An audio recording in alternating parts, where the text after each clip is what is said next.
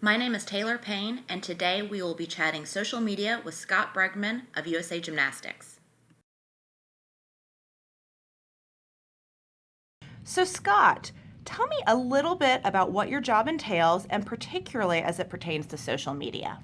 I'm in charge of all of our content for USA Gymnastics. So whether that's digital, website content, some video stuff, our social media, or printed. So we have two magazines. Anything that we might hand out at an event falls under my purview.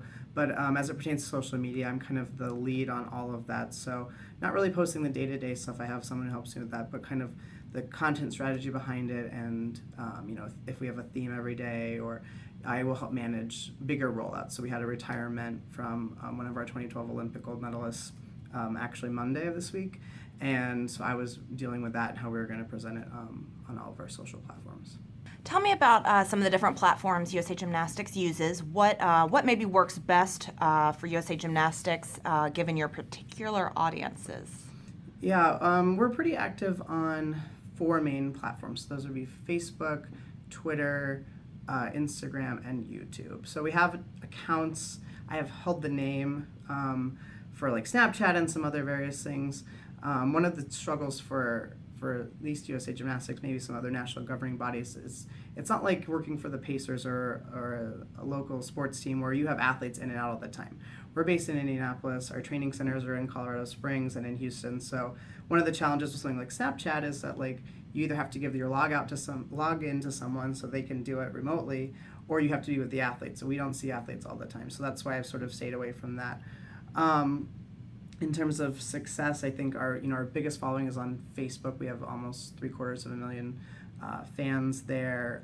Video content does extremely well for us. I mean, I can sit here all day long and type out descriptions of what our gymnastics routine looks like, but our fans want to see it. And so we've had a lot of videos from our world championships and from the national championships that have gone quote unquote viral, not in terms of like tens of millions, but a video of Simone Biles, who's kind of our leading athlete right now, might get about 5 million views on a Facebook video.